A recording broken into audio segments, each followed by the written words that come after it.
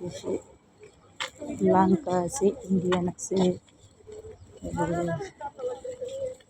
Burma আছে, বিভিন্ন দেশের মানুষ, বিভিন্ন দেশের মানুষ বেড়া পালা যায়।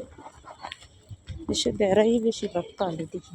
বেড়া মানে অনেক বেড়া সুন্দর লাগে, অনেক